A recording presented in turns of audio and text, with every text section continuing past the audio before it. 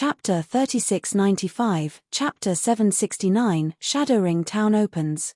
Chapter 3695, Chapter 769, Shadowring Town opens. Chapter 769, Shadowring Town opens. Shadowring Town, Town Hall. As the 1,000 NPC guards drank their assigned divine water of life, the density of the mana inside the lobby started to increase rapidly.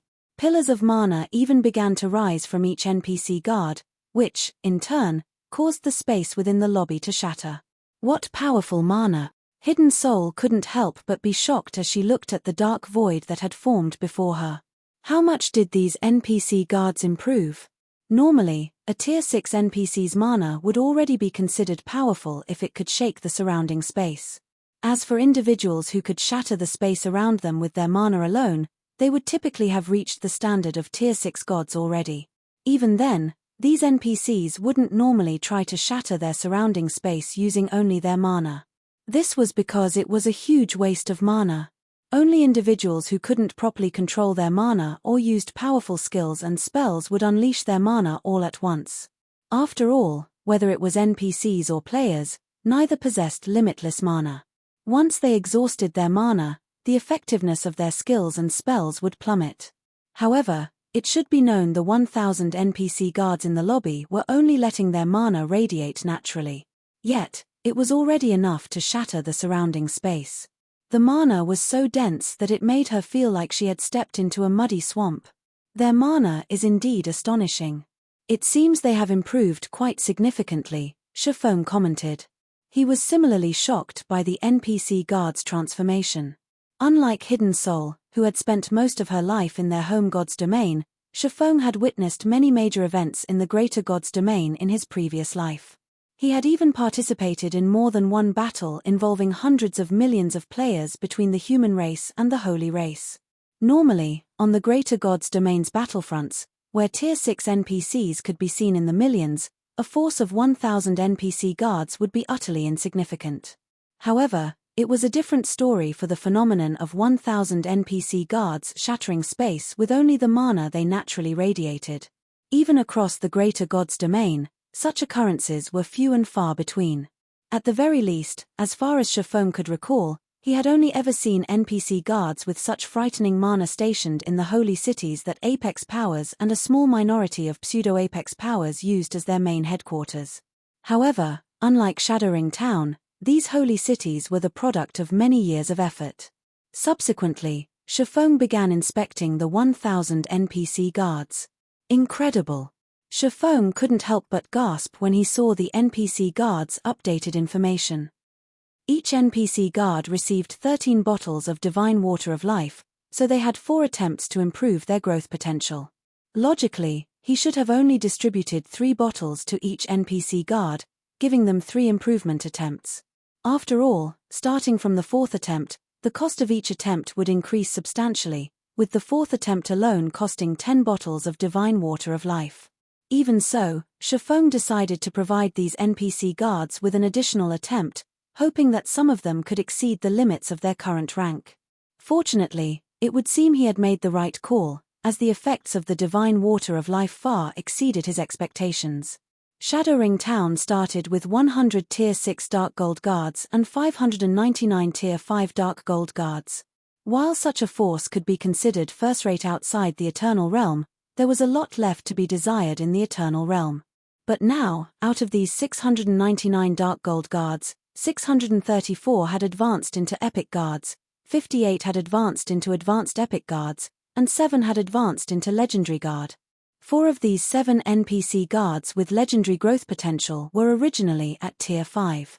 However, following the increase in their growth potential, all 4 of them had advanced to Tier 6, making it so that Shadowring Town now had 7 level 210+, Tier 6 legendary guards.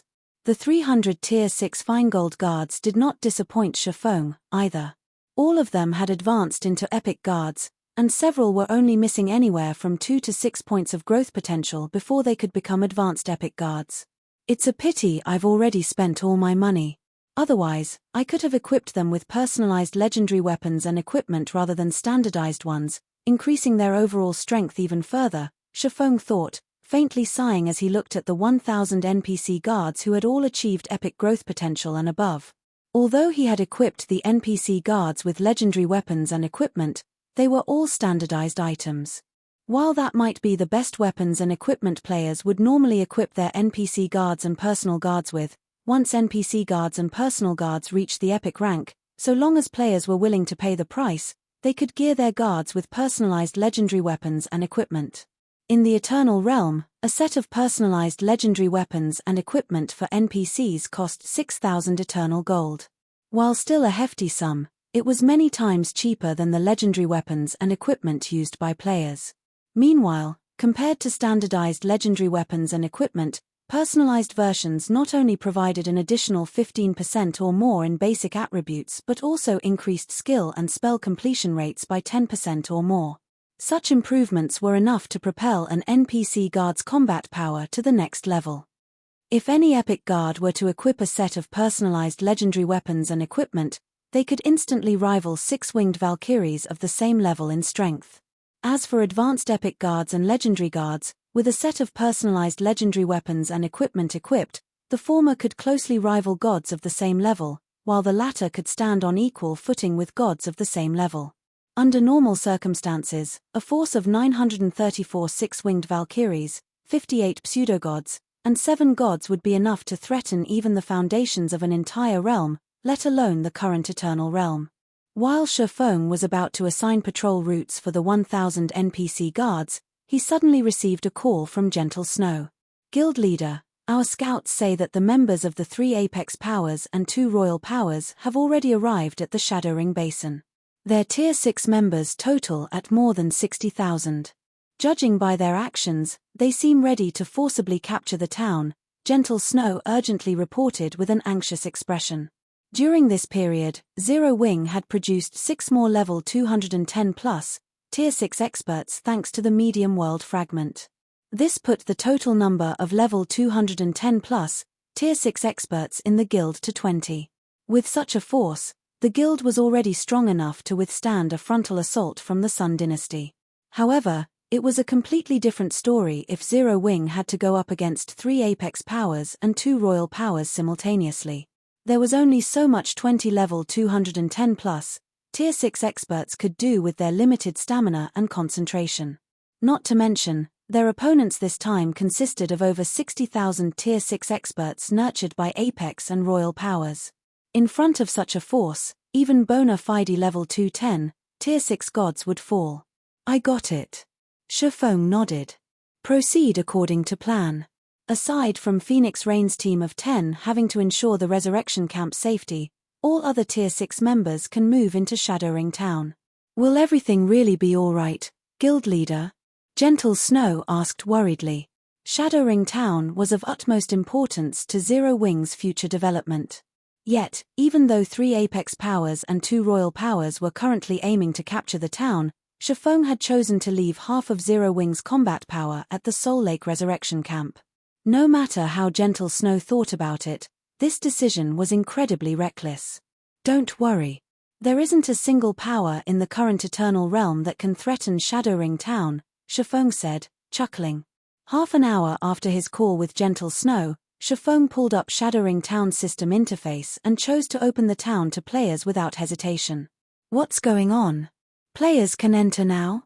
Suddenly, the NPC guards, who originally prohibited players from entering Shadowring Town, began permitting entry to players. When the millions of players observing the town from afar saw this, a commotion instantly erupted. If you find any errors, ads pop up, ads redirect, broken links, non-standard content, etc., please let us know. Report chapter so we can fix it as soon as possible. Chapter 3696, Chapter 770 Apex Gathering. Chapter 3696, Chapter 770 Apex Gathering. Chapter 770, Apex Gathering. World Arc, Shadowring Basin, Shadowring Town. As the only guild town in the World Arc's core area, Shadowring Town quickly attracted over 5 million human and holy race players within a day after its discovery. Among them, over 1 million were even Tier 6 players. If counting only Tier 6 players gathered, Shadowring Town could triumph over every NPC city in the Eternal Realm. Meanwhile, following the discovery that Shadowring Town was now open to players, the atmosphere surrounding the millions of players gathered outside the town reached a boiling point. Everyone was eager to be the first to charge into the town. However, even after some time had passed, none of these eager players dared to approach the town's entrance. Instead, they remained still as they watched 5 legions gradually making their way over to the town from a distance. Only after these 5 legions had gathered before the town's entrance did the several million players dare to close in on the town a little. At least these people know their place, Chalk Splendor, who had already reached level 187, scoffed. While riding atop a voyage train, he cast a disdainful glance with his 3 eyes at the surrounding several million players. The moment Shadowring Town was discovered, it was already fated to become the backyard of powers like the Sun Dynasty. If weaker powers dared to interfere with the town's affairs before the 2 royal powers and 3 apex powers reached a conclusion over the town's ownership, they would simply be courting death.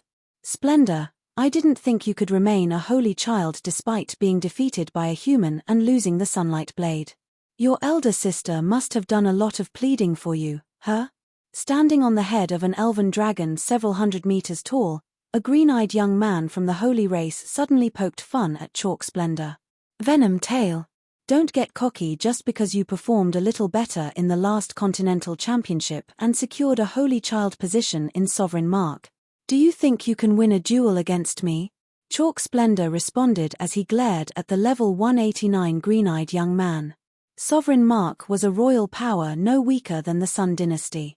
The 2 powers had also clashed numerous times in the Holy Race's greater god's domain. On the individual level, Chalk Splendor had traded blows with Venom Tail plenty of times before entering the Eternal Realm. In terms of strength, he was originally above Venom Tail.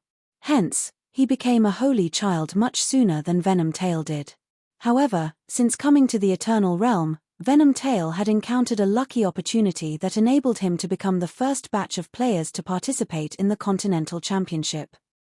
Meanwhile, thanks to the rewards he earned from the Continental Championship, not only did Venom Tail achieve significant improvements in strength, but his status in Sovereign Mark also skyrocketed. I might consider it if it's a duel with Daystar, but you? I'll pass, Venom Tail said, chuckling. Despite being an esteemed chosen one of a royal power, you actually lost to a human with barely any fame. If I were you, I would have chosen to retire on the spot. You bastard. Chalk Splendor instantly lost his temper and got ready to attack Venom Tail when he heard the latter's provocation. His loss to Black Flame was, without a doubt, the biggest sore spot in his life. After all, out of all the royal power's holy children who had entered the Eternal Realm, he was the first to get killed by a human player. This had caused him to become a joke among the holy race. While Venom Tail was preparing to engage Chalk Splendor in battle, the legions of the 7 Luminaries Alliance, Demon's Gate, and the Eternal Chamber of Commerce just so happened to have arrived before Shadowring Town's entrance, their arrival instantly quelling the urges of the 2 young men. These damnable humans and their irritable timings, Chalk Splendor cursed under his breath as he coldly looked at Verdant Rainbow, a chosen one of the 7 Luminaries Alliance and the leader of the 3 human legions. Chalk Splendor similarly hated Verdant Rainbow to the bone. After all, it was only with Verdant Rainbow's assistance that Black Flame could have killed him. Otherwise, with the Sunlight Blade's power, nobody could have killed him. Verdant Rainbow? I didn't think you would be the one leading the humans this time, Venom Tail said, smiling as he looked at Verdant Rainbow. Well, are you thinking of interfering with Shadowring Town as well this time? Are you really not afraid Sovereign Mark will annihilate you all? Treasures belong to those who can secure them. The same goes for this town, Verdant Rainbow calmly said as she looked at Sovereign Mark's nearly 20,000 Tier 6 experts. Meanwhile, after glancing at the near 30,000 human players behind Verdant Rainbow, Venom Tail smiled and asked, "What do you propose?" "All of us will enter the town first. Then, we will decide who gets to occupy the town using strength. What do you think?" Verdant Rainbow said as she pointed at Shadowring Town's opened gates while directing her gaze at Venom Tail and Chalk Splendor. It wouldn't be an exaggeration to say that any one of the Holy Race's 10 royal powers was stronger than even the human race's strongest apex power. However, now that the 7 Luminaries Alliance, Demon's Gate, and the Eternal Chamber of Commerce had joined forces, their combined army was only marginally smaller than the Sun Dynasty and Sovereign Mark's combined army. If both sides decided to fight, the battle's outcome could swing either way. Not to mention, the Sun Dynasty and Sovereign Mark weren't the best of friends. The Sun Dynasty can go along with this arrangement, but on one condition. After recollecting himself, Chalk Splendor smiled at Verdant Rainbow and said, "The Seven Luminaries Alliance must ensure that it will halt all aid to Zero Wing from now onward. If you can agree to this condition, I will agree to your condition of exploring the town together." Halt all aid to Zero Wing? Verdant Rainbow frowned. Zero Wing? Is it the guild of the human who killed our dear Chalk Splendor? Venomtail's interest was piqued when he heard Chalk Splendor's condition. If that's the case, Sovereign Mark will second this condition. A guild that dares embarrass a royal power of the holy race naturally cannot continue to exist. Personally, Venomtail had no interest in the guild known as Zero Wing. However, considering the holy race's reputation, he wouldn't mind helping Chalk Splendor get a little revenge. Otherwise, the holy children of the holy race's royal powers would truly become a joke in the eyes of other powers. We will never. Just as Verdant Rainbow was about to refuse Chalk Splendor's condition, the muscular woman behind her suddenly interrupted. "Miss Verdant, don't be so quick to refuse," Phoenix Flame, a Tier 6 berserker from Demon's Gate, said. "I think we can agree to these two holy children's demands. We are only talking about a small guild here. Surely, you wouldn't consider having us engage two of the holy race's royal powers in mortal combat simply over a small guild, right? Are you doing this on purpose, Phoenix Flame?" Verdant Rainbow glared at Phoenix Flame, very much dissatisfied by the other party's suggestion. It was already bad enough that Chalk Splendor was using this opportunity to corner Zero Wing. She didn't think Phoenix Flame would do the same as well. "Hey, it wasn't me who proposed this condition," Phoenix Flame said, shrugging. "I am only suggesting what's best for our three powers." Verdant Rainbow's resolve started to waver after hearing Phoenix Flame's words. Although she knew this was nothing but an excuse, she still couldn't help but hesitate. Meanwhile, amidst Verdant Rainbow's hesitation, a young man with a slim body like that of a cheetah suddenly spoke up. "Rainbow, I know you want to support Zero Wing, but you have to look at the situation," the young man, a Tier 6 assassin from the Eternal Chamber of Commerce, said. "Even if we set aside Shadowring Town, there is still the Continental Championship to consider. Demon's Gate's assistance will be crucial in the competition. We shouldn't sour relationships between our three powers simply because of Zero Wing. Zero Wing isn't worthy of that. Not to mention, we are only halting support for Zero Wing in the world arc. We can simply compensate Zero Wing with some rewards afterward." After saying so, the assassin youth looked toward Venomtail and Chalk Splendor, saying, "I, Fallen Dragon, agree to your condition on behalf of the three Apex powers here. I hope you too can keep your promise." "Naturally," Venomtail said, chuckling nonchalantly. Chalk Splendor also nodded in response. Subsequently, the five powers concluded their discussions and marched their armies into Shadowring Town. If you find any errors, ads pop up, ads redirect, broken links, non-standard content, etc., please let us know. Report chapter so we can fix it as soon as possible. Chapter 3697, Chapter 771, Gods Aplenty. Chapter 3697, Chapter 771, Gods Aplenty. Chapter 771, Gods Aplenty. Shadowring Basin, Shadowring Town, they've gone in. I didn't think these five powers would join forces. With this, there really isn't anything left for us to do here. I wonder if they'll open the town to the public after capturing it. I sure hope they do. When the human players and holy race players observing from the surroundings saw the legions of the three apex powers and two royal powers entering the town together, some were disappointed, some were happy, and some were expectant. If it weren't for the presence of these five powers, they would have long charged into Shadowring Town to explore it. If possible, they would also do everything they could to contact the town's ruling power and try to lease shops and land from them. But with the five powers' intervention, nobody sought to get in touch with Shadowring Town's ruling power anymore. After all, the town's ownership was destined to change. Before the five powers gained control over the town, Any action the rest of them took in the town would bring them no benefit. On the contrary, they might even earn themselves the 5 powers ire. Meanwhile, inside Shadowring Town, the moment Verdant Rainbow and the other 4 powers leaders stepped into Shadowring Town, they were all shocked by the state of the town's main street. People could be seen coming and going on the town's relatively narrow main street, and many 3-star NPC merchants could be seen setting up stalls selling rare items. There were even NPCs of mythical era races wandering around on the street. Mythical era races. Whether it was human players or holy race players, they all sought to convert to a mythical era race and gain talent far beyond the imagination of modern races. Yet, whether it was in their respective greater gods' domains or the Eternal Realm, the 7 Luminaries Alliance, Demon's Gate, the Eternal Chamber of Commerce, the Sun Dynasty, and Sovereign Mark had never encountered any NPC of a mythical era race, let alone the method to convert into such a race. They only knew that mythical era races existed in Holy Ring City. But now, not only did they manage to see NPCs of mythical era races inside Shadowring Town, but nearly 10% of the town's NPC population was made up of such NPCs. How could they not be surprised? Gold. I've struck gold. Chalk Splendor's eyes were shining as he looked at the NPCs walking on the street. While converting to a mythical era race remained out of sight for current players, it was a different story for recruiting NPCs of mythical era races as personal guards. So long as an NPC was spotted inside a town or city, players could recruit them as a personal guard. If he could recruit NPCs with high growth potential and were of mythical era races, it would definitely help pave a smooth road for his future. It would be even better if he could form a legion of such NPCs. With such a legion under his command, nobody could stand in his way.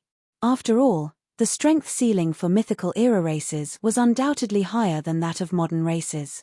In a situation where everyone couldn't progress beyond Tier 6, it went without saying those of mythical era races would triumph in a fight. This town must belong to Sovereign Mark. When Venom Tail saw the NPCs of mythical era races around him, he promptly issued an order to his subordinate, "Pass down my command. I want everyone to hurry over to the town hall immediately. We must snatch the town token before everyone else." At the same time, Verdant Rainbow, Phoenix Flame, and Fallen Dragon similarly commanded their forces to charge toward Shadowring Town's town hall, no one having any interest in surveying the town any longer. If they wanted to recruit NPCs of mythical era races as personal guards, the best way to do so would be to first become the ruler of Shadowring Town. After all, NPCs in God's domain were intelligent, with some being even more intelligent than players. Hence, recruiting NPCs was a difficult process, and players would typically need some sort of prestigious status to increase their chances of success. Meanwhile, the only way to become a guild town's ruler would be to secure the town token, which would typically be stored in the town hall. The town's owner could also be carrying the town token, but the possibility was low. This was because the town token could not be taken out of the town. So, rather than needlessly moving the town token around and exposing it to greater risks, keeping it stored in the town hall under the constant security of NPC guards would be much safer. Subsequently, the 5 powers 60,000 plus Tier 6 experts could be seen charging toward the center of Shadowring Town like a bunch of madmen. However, just as they were about to reach the town hall, Verdant Rainbow and the others suddenly stopped running as they had their attention drawn toward the teleportation hall erected in the town center. And while staring at the majestic teleportation array constructed inside the teleportation hall, they couldn't help but reveal dumbfounded expressions. "Am I dreaming?" Verdant Rainbow was filled with disbelief as she looked at the scene displayed on the other end of the teleportation array. This town is directly connected to Luminous Sky City. Luminous Sky City was the #1 neutral city in the Eternal Realm's southern region. Not only did it possess precious resources that couldn't be found on the Eternal Continent, but it also served as a crucial route connecting the Eternal Continent and the Western Continent. Presently, all Apex powers had already dispatched personnel to establish a base of operations in Luminous Sky City. However, as the southern region was far away from the Eternal Continent, making it tedious to reach, even the 7 Luminaries Alliance could only afford to send a limited number of members to develop there. It was also because of this situation that Demon's Gate, having the ability to transport players from outside the Eternal Realm directly to the southern region, could rule over the southern region with an iron fist, becoming the envy of the other Apex powers. Yet, it was now revealed that they could teleport directly to Luminous Sky City via a town in the World Arc. This town must belong to Demon's Gate. When Phoenix Flame saw Shadowring Town's teleportation hall, greed colored her eyes, and her breathing quickened. As someone who frequently traveled between the Eternal Continent and the southern region, Phoenix Flame knew how difficult it was to transport players between these two places. In addition to being time-consuming, it also cost a lot of money and resources. If conducted on a large scale, even Apex powers would wince at the cost. However, the cost to teleport from Shadowring Town to Luminous Sky City was only a meager 600 units of 7 Luminaries crystal. This was an absolute bargain. Thinking up to this point, the 5 powers Tier 6 experts resumed their charge toward the town hall with even greater haste. In less than 30 seconds, Venom Tail, Chalk Splendor, Verdant Rainbow, Phoenix Flame, and Fallen Dragon arrived in front of Shadowring Town's town hall. The 60,000-plus Tier 6 experts also caught up to them in short order, looking ready to fight. Meanwhile, just when Venom Tail's group of 5 had opened the doors to the town hall and were about to command their forces to demolish the building, the 1,000 NPC guards, who were still waiting to receive their assignments, turned around simultaneously to look at the 5 individuals. Heavy. Suffocating. The instant the doors opened, mana of unbelievable density gushed out of the town hall, washing over everyone outside the building and transforming the surrounding space into a dark void. Standing in the presence of this mana, none of the level 180-plus, Tier 6 experts outside the town hall could move their bodies, and they couldn't help but feel as if a group of gods from primordial times had descended upon the world again. If you find any errors, ads pop up, ads redirect, broken links, non-standard content, etc., please let us know. Report chapter so we can fix it as soon as possible. Chapter 3698, Chapter 772, Zero Wings Town? Chapter 3698, Chapter 772, Zero Wings Town? Chapter 772, Zero Wings Town? God-ranked NPC guards? How is this possible? This is madness. How can a mere town have so many epic and legendary NPC guards? I must be hallucinating. Yes. This must be a hallucination. A moment after opening the doors to the town hall, Venom Tail, Phoenix Flame, and the other leaders of the 5 powers simultaneously closed the doors again out of instinct. Likewise, none of them could bring themselves to believe what they had just seen was real. There was no way Shadowring Town, a guild town that had been constructed only recently, could have 1,000 NPC guards with epic potential and above. Not to mention, they had even spotted numerous advanced epic NPC guards capable of rivaling level 210, Tier 6 gods and 7 NPC guards who had made them experience the threat of death. It should be known that all 5 of them were wielders of divine artifacts. If even they felt that their lives were in jeopardy, the only explanation was that these 7 NPC guards had legendary potential. 7 legendary NPC guards. 7. Even with decades of development, a holy city wouldn't be able to recruit so many NPC guards with legendary potential, let alone an advanced town. Unlike the recruitment of personal guards, the recruitment of NPC guards for a town or city could only be done within the town or city itself. This situation placed a huge restriction on the pool of NPCs that players could choose from. However, in return for this restriction, the NPC guards of towns and cities could inherently form battle arrays while fighting inside the town or city where they belonged. The strength of these battle arrays would also increase with the number, strength, and growth potential of the NPC guards involved. Under normal circumstances, a 6-man party of dark gold NPC guards could inherently form a small advanced bronze battle array and trade blows with a dragon of the same tier and level. If they were epic NPC guards, they could form a small silver battle array and clash with a god of the same level and tier. In the case of Tier 6 legendary NPC guards, if 6 of them worked together, they could fight ancient gods of the same level and tier. Although the majority of the epic NPC guards inside the town hall were at Tier 5, if they fought in units of 100, they could inherently form a medium silver battle array that could elevate their individual strength to the Tier 6 standard. And if all 1,000 NPC guards in the town hall came together to form a large battle array, they would become an even more frightening entity. This was also why, even though the number of NPC guards that guild towns and cities could recruit was much fewer than the player population they could accommodate, they remained a force to be feared. It should be known a force of 60,000 level 180 plus, tier 6 players would be nothing but cannon fodder in front of a level 200 ancient god, let alone 7 legendary NPC guards who could come together to exhibit combat power rivaling a level 210 plus ancient god.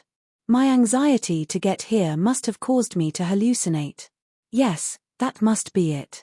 After taking a few deep breaths, Venom Tail reopened the doors to the town hall. When the heavy doors creaked open, the same intense mana gushed out of the town hall once more. Likewise, the 1,000 NPC guards from before remained standing inside the building, their faces colored with bewilderment as they stared at the players outside. Though the NPC guards' gazes did not carry hostility, the players outside couldn't help but feel like helpless prey who had stumbled into a tiger's den. Verdant Rainbow. Care to explain? Venom Tail growled, his voice laced with underlying anger and frustration, once he was certain he wasn't hallucinating. 7 legendary and 58 advanced epic NPC guard. Which one of your apex powers is behind this tasteless prank? All 1,000 NPC guards were of the human race, making it almost certain that a human was behind Shadowring Town's construction. After all, if a member of the Holy Race had constructed Shadowring Town, the NPC guards they recruited would normally be of the Holy Race as well. Based on Sovereign Mark's research of the human race, only apex powers could possibly construct a guild town of such caliber in the current Eternal Realm. If Venom Tail wasn't certain that no royal-level powers existed among the human race, he would have assumed that a royal power from the human race was behind this prank. After all, so long as a royal power was willing, it could confidently defend a single guild town in the Eternal Realm. It was only a matter of how the royal power chose to do so. Had the unknown human apex power behind Shadowring Town declared it would defend its town to the bitter end from the onset, Sovereign Mark would have never bothered to come here with such a large force, wasting a significant amount of manpower and resources in the process. I wish I knew, Verdant Rainbow said, wryly smiling as she looked at Venom Tail's angry expression. The human race boasted fewer than 10 apex powers. Of them, only the 7 Luminaries Alliance, Demon's Gate, and the Eternal Chamber of Commerce were operating in the World Arc. If a 4th apex power truly was operating in the World Arc, it was inconceivable that the 7 Luminaries Alliance, with its extensive connections and intelligence-gathering capabilities, would remain ignorant about it. Not to mention, all human powers belonged to the same camp. If the 7 Luminaries Alliance knew a human power was behind Shadowring Town's construction, it would never have hastily deployed its forces to seize the town for fear of it falling into the Holy Race's control. Instead, it would have sought partnership with said human power. When Venom Tail saw genuine confusion on Verdant Rainbow's face, he turned his gaze toward Phoenix Flame and Fallen Dragon, only to find them similarly at a loss. Evidently, none of the 3 human powers here knew who was behind this guild town.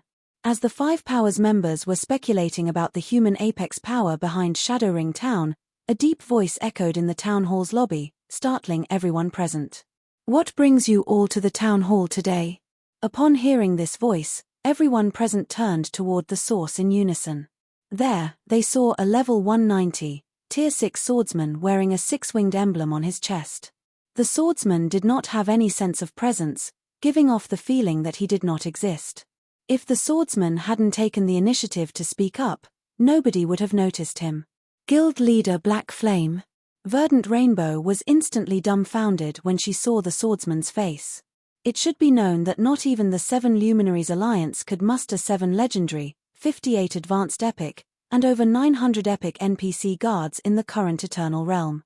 The state of Shadowring Town even led her to suspect an unknown apex power, or possibly even a royal power, might be hiding among the human race.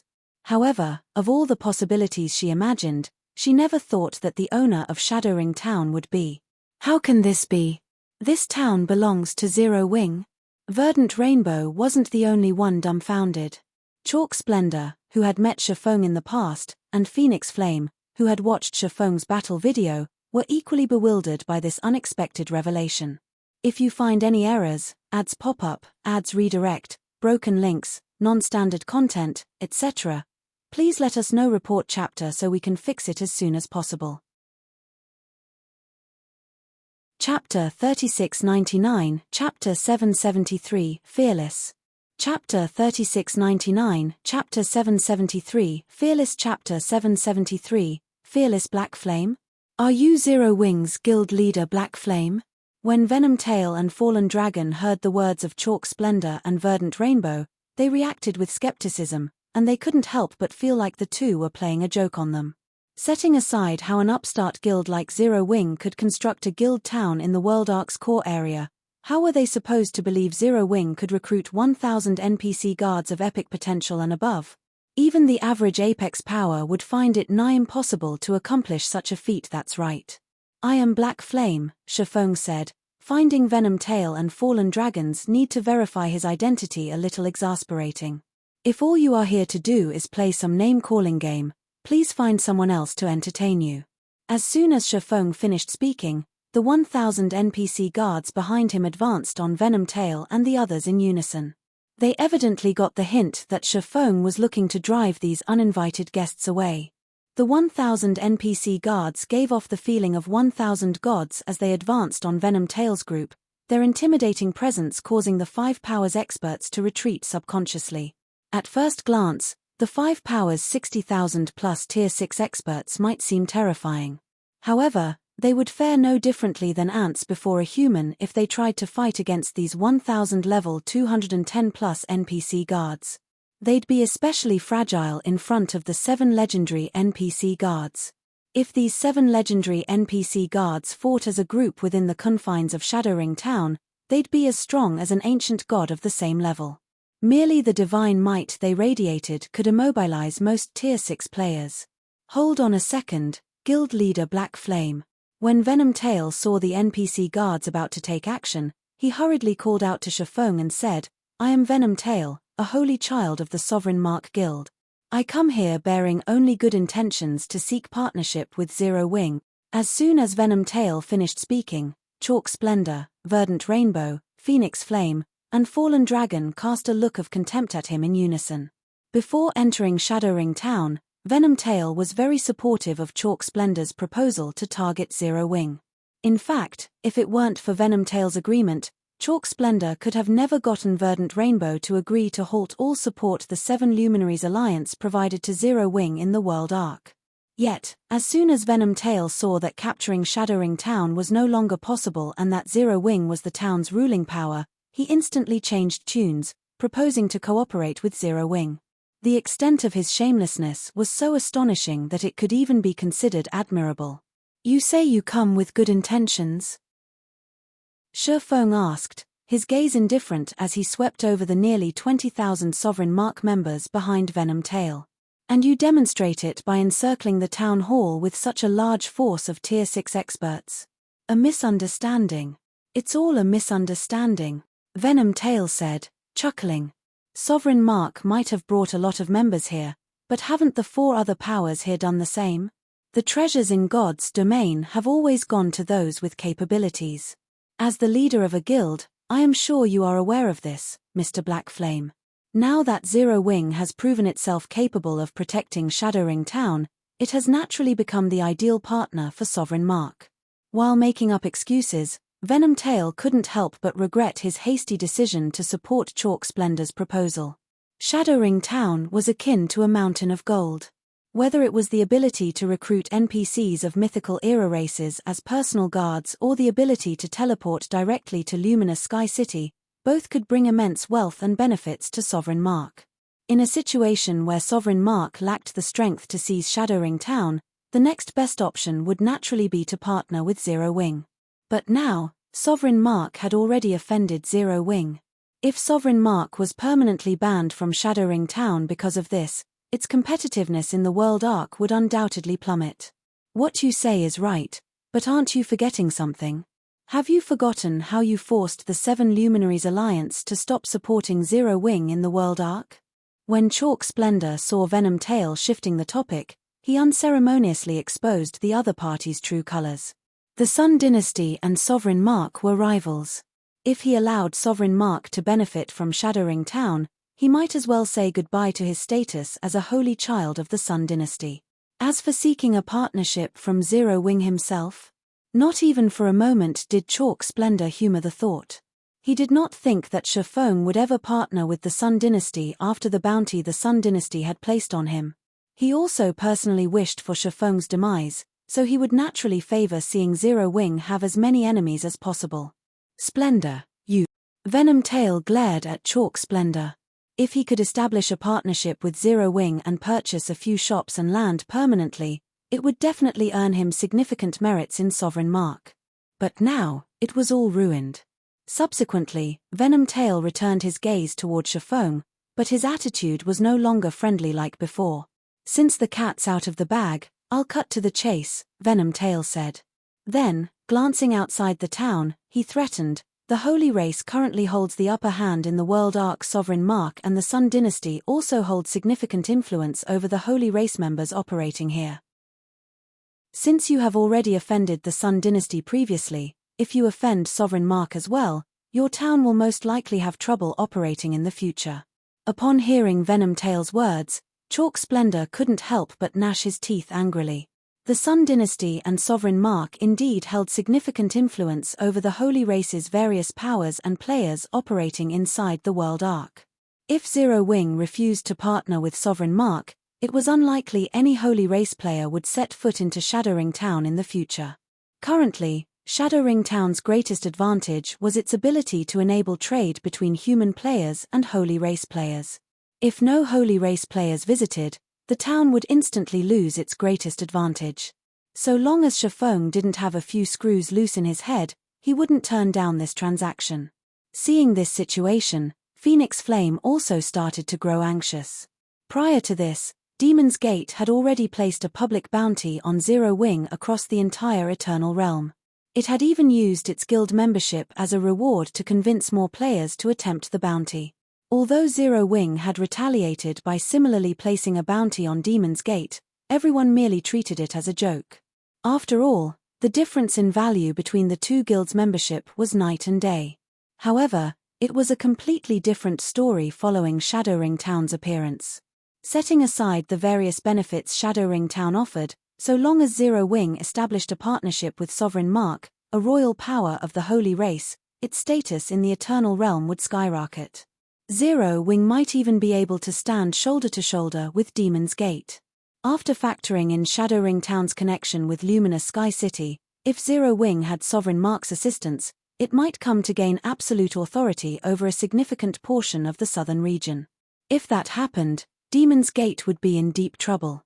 While Phoenix Flame was worried about Demon's Gate's future, Shifeng's voice echoed across the town hall once more. I see that Sovereign Mark is as domineering as always, Shifeng said, chuckling when confronted with Venom Tail's threat. Unfortunately, your threats are meaningless. Whether it is the Sun Dynasty or Sovereign Mark, Zero Wing has never intended to partner with any Holy Race power. If you only want to trade, Zero Wing will welcome it. But if you want to supplant Zero Wing wouldn't mind having a few more enemies. If you find any errors, ads pop up, ads redirect, broken links, non-standard content, etc., please let us know. Report chapter so we can fix it as soon as possible. Chapter 3700, Chapter 774, Astonishing Profits. Chapter 3700, Chapter 774, Astonishing Profits. Chapter 774, Astonishing Profits. World Arc, Shadowring Town, why have they all come out? Do the five powers not plan on capturing this town? It can't be, right? This is the only guild town in the core area. If taken advantage of properly, you can make a fortune from collecting rent alone. Not to mention, the town can facilitate trade between the two races. How can the five powers possibly give up on it? The millions of players observing Shadowring Town from a distance immediately engaged in a heated discussion when they saw the Tier 6 experts of the two royal powers and three apex powers exiting the town. They couldn't believe the five powers would give up on a treasure trove like Shadowring Town. Admittedly, the player population Shadowring Town could accommodate paled compared to NPC cities. As an advanced town, Shadowring Town could only accommodate up to 2 million players at a time, which was a far cry from NPC cities that could accommodate tens of millions of players. However, Shadowring Town was a guild town. This meant that the town's ruling power could keep all the profits generated by the town. They wouldn't need to pay a hefty tax to NPCs. Hence, even if Shadowring Town only had a stable player population of 2 million, the income it could generate would easily exceed that of shops in NPC cities. Inside an advanced tent situated roughly 1,000 yards away from Shadowring Town, a group of Tier 6 players wearing the Skylight Association's guild emblem revealed astonished looks when they saw a female berserker, whose body was as robust as a bear, walking out of Shadowring Town. Elder Sword, what do you think is going on? Setting the holy race aside, even that phoenix flame has come out, Milia, who had risen to level 182, asked as she looked at 19th Sword, who was currently at level 184, Tier 6. 19th Sword was one of the Greater Gods domain's 10 Great Sword Gods, and he had risen to fame for quite some years now. Although he had mostly been operating as an independent player in the past, he had many disciples among the various powers. Among these disciples was Phoenix Flame, one of Demon's Gate's current 6 great paragons. Furthermore, she was among the most outstanding disciples 19th Sword had nurtured in recent years, and there was hope that she would catch up to Spear Paradise in the future. Hence, if Milia had to point out who in the Skylight Association was the most familiar with Phoenix Flame, it would definitely have to be 19th Sword. It is indeed strange, 19th Sword muttered, a hint of confusion appearing in his sharp gaze. Although it has been quite a while since I last saw Phoenix Flame, that little girl has always been impatient and does things without regard for the consequences. She must have gone out of her way to come to seize Shadowring Town this time, so I find it hard to imagine she would leave without doing anything. Could the power behind Shadowring Town be in existence even Demon's Gate is wary of provoking? Milia asked. While she might not know much about the two royal powers from the Holy Race, Demon's Gate's modus operandi was known by all among the human race. Considering Shadowring Town's significance, she could think of only one explanation as to why Demon's Gate would walk away without a fight: it could not afford to provoke Shadowring Town. That's a likely possibility, 19th Sword said with a pondering look. Then, he moved his gaze toward Shadowring Town and continued, but this is good news for the Skylight Association. The withdrawal of the 5 powers signifies that even they are powerless against Shadowring Town.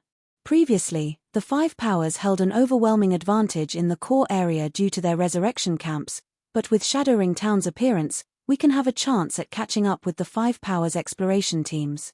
If we can partner with the power behind Shadowring Town, we might even be able to surpass the 5 powers exploration progress. 19th Sword's words excited Milia and the other Skylight Association members present. Although the various powers currently already had the ability to explore the World Ark's core area, compared to the 2 royal powers and 3 apex powers, who all owned resurrection camps in the core area, their accomplishments in the core area could only be considered pitiful. Moreover, whenever they encountered the 5 powers members, they always had to step aside. Even when regional bosses, treasure chests, and monster respawn points were right before them, they still had to surrender everything to the 5 powers. Otherwise, should a fight break out, the consequences would not be something that they, powers without resurrection camps in the core area, could bear. However, it was a different story now that Shadowring Town had appeared. Not only could they register to resurrect in Shadowring Town, but they could also rely on the town to thoroughly recuperate. Most importantly, since even the 5 powers were powerless to do anything about Shadowring Town, other powers could start to oppose the 5 powers teams out in the fields without fearing losing their foothold in the core area. At this time, the Skylight Association wasn't the only one with such thoughts. The other powers and adventurer teams present to see the 5 powers defeat also came to a similar conclusion. Because of this, as soon as the 5 powers members disappeared into the distance, every player gathered outside Shadowring Town charged into the town without hesitation. Everyone was focused on renting hotel rooms or finding out how to rent shops and private houses in the town. In less than half an hour, the hotels, restaurants, and shops of Shadowring Town became fully packed with players. The situation on the streets was also remarkable, with endless crowds walking along the streets and player stalls popping up one after another. Madness. This is simply madness. It costs 1 eternal gold every 24 hours to rent a stall space here, yet not a single unoccupied space remains. The profits this town can rake in a day from stall rental alone can probably already match the Apex Power's daily income. While strolling the streets of Shadowring Town, Fry couldn't help but be stupefied when she saw that player stalls lined every corner of every street. Normally, in an NPC city with a player population in the tens of millions, the number of player stalls in the city would, at best, amount to several tens of thousands. However, despite Shadowring Town having a player population of just 2 million, over 200,000 players were setting up stalls here. Moreover, unlike NPC cities, which charged a mere 2 or 3 eternal silver per day for street stalls, Shadowring Town demanded a hefty 1 eternal gold every 24 hours. This translated to over 400,000 eternal gold in a God's Domain day, a staggering sum far beyond the reach of even the strongest of pseudo-Apex powers in the current Eternal Realm. Only Apex powers could possibly achieve such a daily income. It is indeed astonishing. Garut agreed with Fry's sentiment while looking at the many stalls operated by Holy Race players. Although I've long known the town would prosper once it opens, I never thought it would reach such a frightening extent. If we hadn't signed a contract with Zero Wing early on, we might not even have the qualifications to compete for a shop in Shadowring Town. Fry nodded in agreement, a feeling of delight spreading within her. When considering Shadowring Town's future promotion, the town needed to have many NPC merchants establish operations here. Because of this, there were only so many shops the town could rent out to players. Although the Red Dragon Nation and Azure Fang were pseudo-Apex powers, their chances of winning would be slim if they had to compete fairly over Shadowring Town's shops. It would be even more so if they included Holy Race powers in the competition. After all, the Holy Race was vastly superior to the human race in numbers and strength. Their royal powers alone numbered as many as 10, while their Apex and pseudo-Apex powers outnumbered that of the human race by several times. If all these powers were allowed to compete for Shadowring Town's shops, the Red Dragon Nation and Azure Fang's chances of winning would be virtually non-existent. Shadowring Town, Town Hall, VIP Lounge, Guild Leader Black Flame, we are likely to face a lot more trouble at the Crucible of the Ancients now that you have chased away Venom Tail and the others, Verdant Rainbow said, wryly smiling as she looked at Shifeng. In addition to the Sun Dynasty, Sovereign Mark, and Demon's Gate, Shifeng had also permanently blacklisted the Eternal Chamber of Commerce for trying to seize Shadowring Town. From this point onward, so long as any member of these powers dared to set foot into Shadowring Town, the town's NPC guards would kill them on the spot. Fortunately, she had established a partnership with Zero Wing prior to this situation. Otherwise, even the Seven Luminaries Alliance would have most likely received a similar treatment as the 4 other powers. If you find any errors, ads pop up, ads redirect, broken links, non-standard content, etc., please let us know. Report chapter so we can fix it as soon as possible. Chapter 3701, Chapter 775, Clue pertaining to the road beyond Tier 6. Chapter 3701, Chapter 775, Clue pertaining to the road beyond Tier 6. Chapter 775, Clue pertaining to the road beyond Tier 6. Please rest assured, Miss Rainbow. Since we have already accepted your offer, we will not disappoint you, Shifeng said with a smile. Although it will become a little tougher without the help of Eternal Chamber of Commerce's and Demon's Gates parties, even without their help, Zero Wing can still help you get past the preliminaries. In essence, the Continental Championship was a clash for hegemony between 3 races. Because of this, participating parties usually needed to rely on other parties of the same race if they wanted to survive the chaotic preliminaries. With the Eternal Chamber of Commerce and Demon's Gate being Apex powers, they definitely had some admission tickets, and receiving help from their parties would undoubtedly save a lot of trouble. However, so long as their party boasted sufficiently strong members, they could still conquer the preliminaries, even without the help of others. I am aware of the strength Zero Wing has displayed in the defense against the Sun Dynasty's Holy Guard. Seeing Shifeng's nonchalance, Verdant Rainbow couldn't help but sigh as she shared a document with him and said, but the preliminaries this time will no longer be the same as before. The major system update has brought a change to the Continental Championship's rules. I was originally thinking of informing you about this after my trip to Shadowring Town, but since you are here, have a look at the updated rules. Participating players will now have their levels suppressed to the average. When Shifeng saw the updated Continental Championship rules, his expression on his face remained unchanged. In his previous life, the Continental Championship's rules had indeed changed after the major system update. More specifically, all participants would have their levels equalized, making it so that the championship placed more emphasis on individual combat standards. That's right. Verdant Rainbow nodded with a frown. Because of this new rule, players who exceed the average level will no longer have an advantage. All participants can rely only on their individual combat standards to achieve victory. The main reason she extended an invitation to Zero Wing previously was to capitalize on Zero Wing's level 200+ members. With the level advantage these Zero Wing members had, they could easily overwhelm their opponents and get through the preliminaries. After all, the advantages given to players at level 200 could not be overcome easily. Not to mention, Zero Wing had experts at level 210 and above.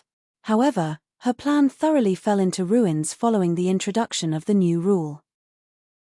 In terms of combat standards, Zero Wing's level 210+ experts could only be described as unremarkable, and replacements for them could be easily found, even among the human race's pseudo-apex powers.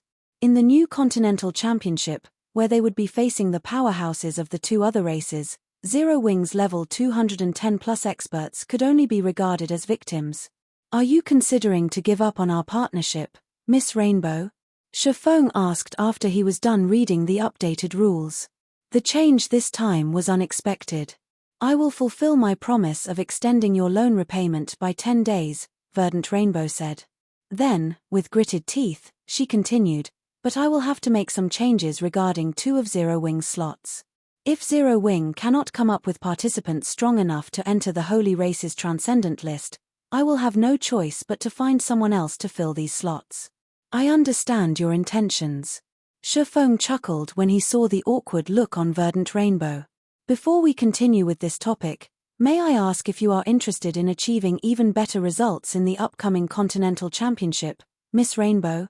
At this point, it was evident Shadowring Town had a promising future. Anyone who wasn't a fool would definitely try to establish a long-term partnership with Zero Wing. However, the Continental Championship was equally important, so it was understandable that Verdant Rainbow wanted to replace unqualified participants. Naturally. Who wouldn't want the Continental Championship's amazing rewards? Verdant Rainbow answered, giving Shifeng a strange look. The Continental Championship was currently the top priority for the 3 races occupying the Eternal Realm's 3 continents. Everyone wanted to achieve good results in the championship and gain rapid growth. However, performing well in the championship was easier said than done. In reality, even parties consisting entirely of experts from the Holy Race's Transcendent list would find it difficult to achieve good results, let alone those who were only their eyes to be strong enough to enter the Transcendent list. If that's the case, let Zero Wing have 4 slots. In return, I can guarantee we will secure a place in the top 4 of the Continental Championship. However, aside from providing an extra slot, you will have to pay Zero Wing an additional 50 million units of 7 Luminaries crystal, Shifeng said with certainty when he saw the interested look on Verdant Rainbow. You can guarantee a top 4 placing? Verdant Rainbow couldn't help but look at Shifeng in surprise. She felt that Shifeng was joking with her. Every Continental Championship would see several hundred parties participating. Normally, parties would be handsomely rewarded so long as they could pass the preliminaries. Meanwhile, those who could climb to the top 16 could receive the guidance of the ancient beings behind the Crucible of the Ancients, while those who managed to ascend to the top 4 would see their rewards doubled or more. However, out of all the Continental Championships hosted, the best result the human race had managed to secure thus far was the top 16. At this point, entering the top 4 was nothing but a dream. Not to mention, she even had to pay 50 million units of 7 Luminaries crystal for this ranking. That was basically half a divine artifact. We still have time before we need to set out for the Crucible. You can use this time to properly consider my offer, Miss Rainbow, Shifeng said very calmly. In his previous life, The Continental Championship didn't just serve as a training ground for the various powers' talents. After the major system update, it also became the hope for many peerless players to achieve further improvement. This was because parties who managed to enter the top 4 in the Continental Championship could receive detailed guidance from the ancient beings behind the Crucible of the Ancients. This also happened to be one of the few clues pertaining to the road beyond Tier 6 available in the Eternal Realm.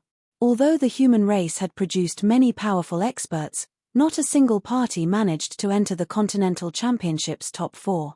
It wasn't until the Eternal Realm's 3 absolutes joined forces that they fortunately managed to enter the top 4 once. It was also from that point onward the human race's various powers learned of the Continental Championship's true significance. Only, neither the 3 absolutes nor their 3 other party members revealed the specifics of what they learned regarding the road beyond Tier 6. Currently, there still weren't many experts participating in the Continental Championship. Although the implementation of the major system update had removed the possibility of having a level advantage, so long as he had sufficient 7 Luminaries crystals, he could simply create a new advantage by upgrading the epic-ranked God-Chaser sets to the fragmented legendary rank and giving them to Gentle Snow, Fervent Samsara, and Heavy Abyss. Gentle Snow, Fervent Samsara, and Heavy Abyss were currently among the top 5 in combat standards in Zero Wing. If they were equipped with the fragmented legendary-ranked God-Chaser sets, while Shifeng couldn't promise their party would become the champion, he was confident they could get into the Continental Championship's top 4 without any trouble. If you find any errors, ads pop up, ads redirect, broken links, non-standard content, etc., please let us know. Report chapter so we can fix it as soon as possible. Chapter 3702, Chapter 776, Strengthening the God-Chaser Set. Chapter 3702, Chapter 776, Strengthening the God-Chaser Set. Chapter 776, Strengthening the God-Chaser Set. You really don't hold back, do you, Guild Leader Black Flame? Verdant Rainbow couldn't help but hesitate on Shifeng's offer. She would be lying if she said she wasn't interested in a top 4 placing in the Continental Championship. However, it was a considerable expenditure for her to give away 4 participation slots as well as 50 million units of 7 Luminaries crystal. It might even put her in an awkward situation in the 7 Luminaries Alliance. She had received her admission ticket from a Grand Elder of the 7 Luminaries Alliance, and the other party had originally intended for the ticket to be used to nurture the guild's geniuses. So, when she decided to give 3 participation slots to Zero Wing, many guild executives criticized her. If she were to give Zero Wing another slot, it would mean depriving another one of the 7 Luminaries Alliance's geniuses of the opportunity to improve, and it would definitely enrage the guild executives who already thought negatively of her. As for the 50 million units of 7 Luminaries crystal, she'd have to mortgage many of her properties in the Eternal Realm if she wanted to convince the 7 Luminaries Alliance to secure such an amount.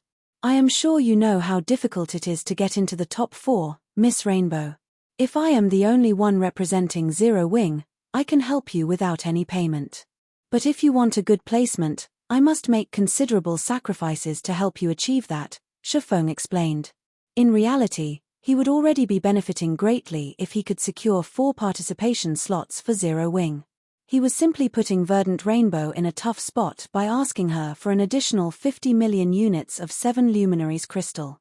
However, he had no choice but to do so, as he had already spent all of his 7 Luminaries crystals and didn't have enough to upgrade even one God-Chaser set. I can agree to your conditions, Guild Leader Black Flame. After pondering for a moment, Verdant Rainbow said to Shifeng, the additional slot should be doable, but if I am to pay you 50 million units of 7 Luminaries crystal, I will need you to lease a shop on Shadowring Town's main street to me for free for a month. Otherwise, I cannot convince the guild's other executives to take out so many 7 Luminaries crystals. If it's only a month, I can agree to your condition, Shifeng said, nodding. But how soon can you deliver the 7 Luminaries crystals to me? There were over 20 shops lining Shadowring Town's main street. Excluding the ones needed for NPC merchants and Zero Wing's purposes, 6 shops could be rented out. However, no matter how valuable Shadowring Town's shops were, there was no way he could get anyone to pay a monthly rent of 50 million units of 7 Luminaries crystal. So, He would be a fool to refuse Verdant Rainbow's condition. "I can have it delivered within half a day after we finalize our deal," Verdant Rainbow said, smiling when she heard Chiffon accepting her condition. If she could secure a top 4 placing in the Continental Championship and rent a shop on Shattering Town's main street for free for a month, all for the price of just 50 million units of 7 Luminaries crystal, she would turn a huge profit. She could also offer an explanation to the guild's executives. "Okay. Let's write up the contract, then." Hearing Verdant Rainbow's response, Chiffon wasted no time as he retrieved 2 God's Domain contracts from his bag. Within a day after Chiffon signed the contract with Verdant Rainbow, the Sun Dynasty, Sovereign Mark, and Demon's Gate suddenly declared Shadowring Town off-limits to all players. Any player who dared to approach the town would be met with death. The announcement shocked the players operating in the World Arc. They never expected the 3 powers to make such a ruthless decree. Those who wished to take advantage of Shadowring Town were especially taken aback, and many couldn't help but voice their grievances. Shadowring Town, Zero Wings residents, guild leader, those 3 guilds are simply outrageous. They've stationed their Tier 6 legions at all of the Shadowring Basin's entrances and exits just to blockade the town. Now, anyone caught trying to enter or leave the Shadowring Basin must pay them 1 eternal gold. Starting tomorrow, the 3 guilds will even kill anyone who tries to enter the Shadowring Basin. Gentle Snow complained angrily as she stormed into Chiffon's office. "Let me ambush them with a team, guild leader. I refuse to believe they can keep blockading the entrances." The Sun Dynasty and Sovereign Mark were royal powers of the Holy Race. Because of this, all Holy Race players operating in the World Arc would usually defer to the 2 royal powers' decisions, none daring to offend them. As for Demon's Gate, it was an apex power famed for its ruthlessness among the human race. Aside from other apex powers, no other individual or power from the human race would dare to offend Demon's Gate. Now that the 3 powers had come together to persecute Shadowring Town, it was almost guaranteed that no player would dare to visit the town. Meanwhile, if Shadowring Town did not have players visiting it, there was no way Zero Wing could afford the town's daily expenditures. Of course, persecuting Shadowring Town didn't come free and easy for the 3 powers, either. The World Arc's mysterious energy constantly ate away at the bodies of players. The monsters occupying the maps around Shadowring Basin were also plentiful. Even if the 3 powers' forces remained stationary, monsters would attack them continuously, forcing them to expend stamina and concentration. Because of this, the 3 powers needed to commit a large number of players to maintain the blockade. This, in turn, would prevent these players from doing more meaningful things, such as exploring the World Arc and finding opportunities to develop themselves. What the 3 powers were doing was essentially persecuting Shadowring Town at the expense of the futures of a large number of their own Tier 6 experts, which was utterly insane. "Ignore them. If they want to block the entrances, let them," Chiffon said, chuckling as he looked at the anxious Gentle Snow. "Has the 7 Luminaries Alliance's 7 Luminaries crystals arrived yet?" The Sun Dynasty, Sovereign Mark, and Demon's Gate's joint effort to seal the Shadowring Basin's entrances and exits was indeed astonishing. Any normal guild town would have faced an imminent demise if persecuted in such a manner. However, Shadowring Town was no ordinary guild town. Instead, it was a guild town that could access Luminous Sky City directly. Although it was only a one-way teleportation, it was still a path to riches for many players and powers. It was especially so now that the sales of basic and intermediate divine engraving scrolls had garnered widespread attention in Luminous Sky City. In just one day, the Abyss Chamber of Commerce had managed to sell several thousand Holy Race-exclusive fragmented legendary items, generating 1 million eternal gold in revenue. Even after he paid off his 700,000 eternal gold debt to Luminous Sky City, he would still have 300,000 eternal gold to spare.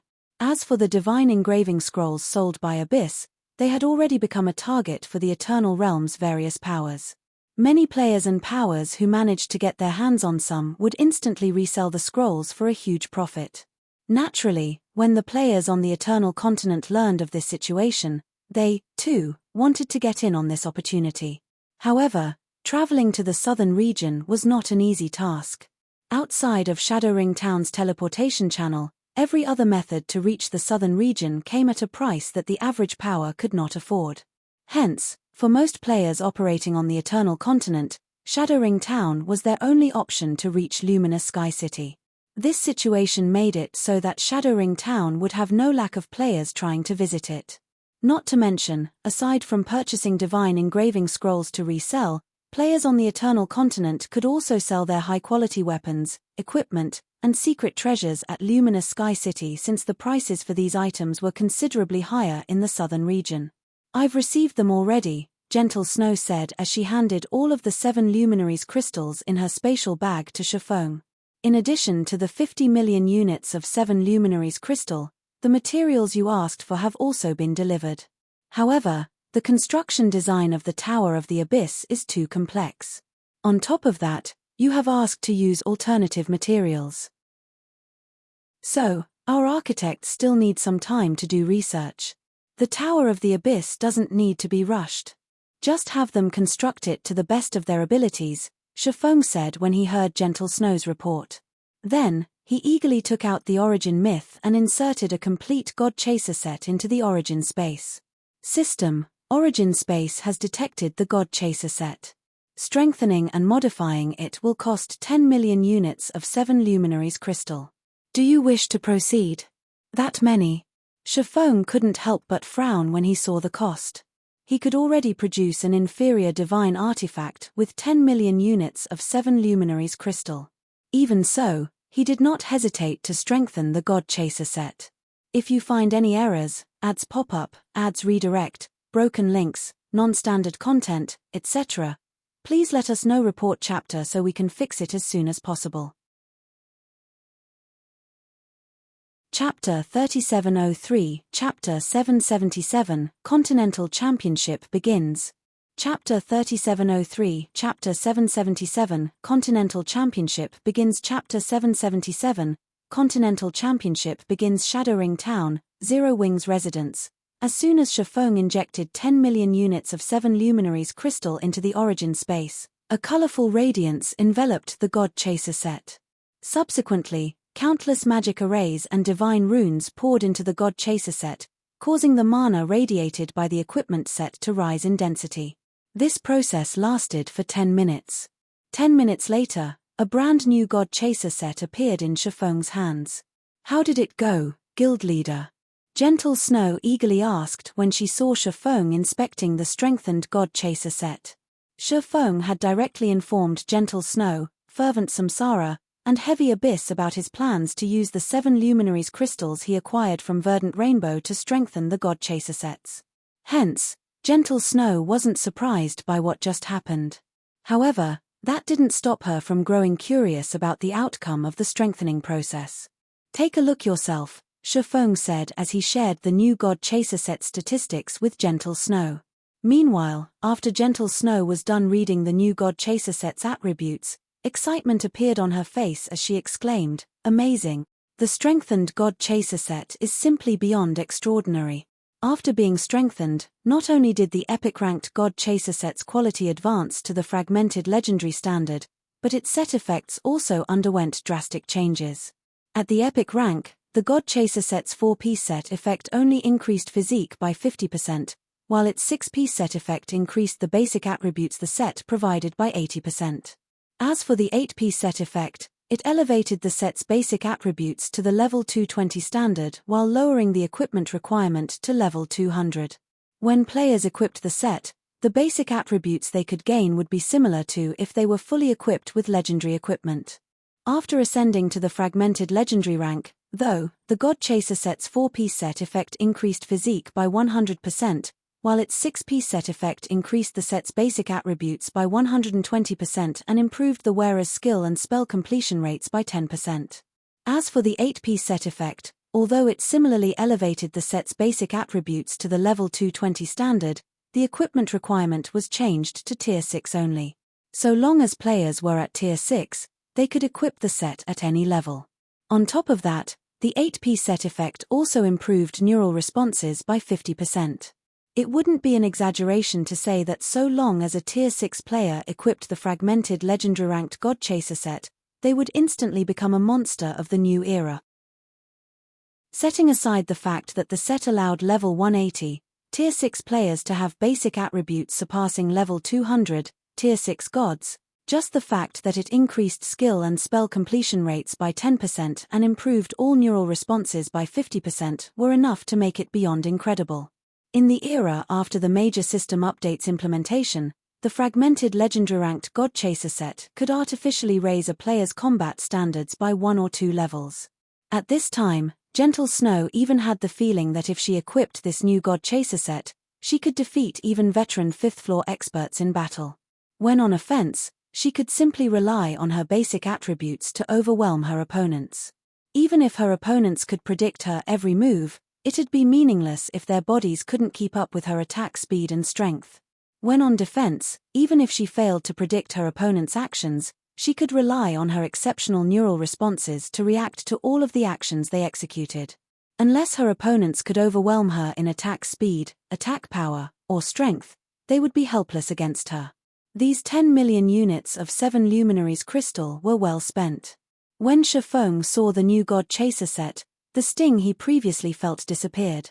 With 10 million units of 7 Luminaries crystal, he could probably scrape together a full set of legendary equipment.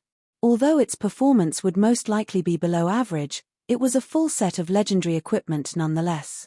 Yet, the Origin Myth had asked for a similar sum just to upgrade the God Chaser set's quality from epic to fragmented legendary. No matter how he looked at it, he was definitely losing big time. However, after seeing the new God Chaser set's attributes, he only had one thing to say. Worth it.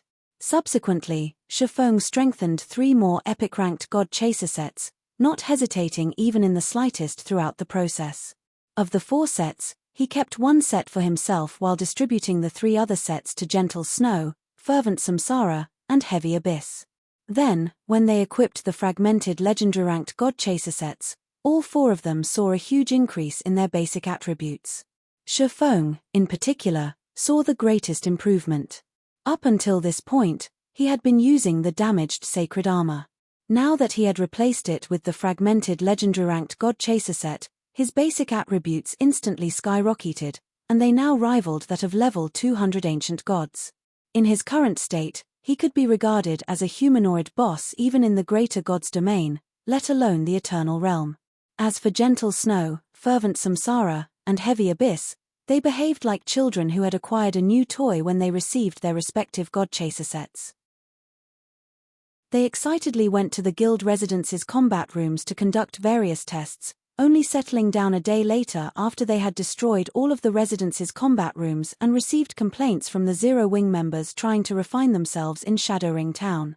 Guild leader Black Flame, the championship has begun. I'm already in front of your residence. How are your preparations coming along? Verdant Rainbow asked through the video chat as she looked at Shifeng, who was in the midst of drawing some runes. You're here already?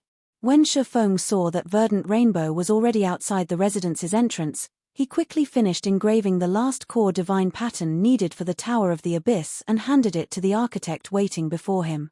Then, he said to Verdant Rainbow, preparations on my side are done. I'll meet you at the entrance. While Gentle Snow and the others were acclimatizing to the new God Chaser sets, Shifeng didn't let himself stay idle, choosing to help the guild's architects engrave the divine patterns they had trouble with.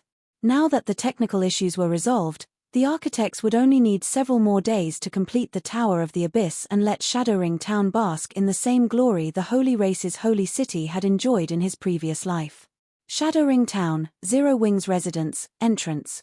Although the Sun Dynasty, Sovereign Mark, and Demon's Gate's blockade on the Shadowring Basin remained strong and scared off many players from visiting Shadowring Town, it did not stop a bunch of independent players from joining Zero Wing and teleporting to the town via guild transfer scrolls.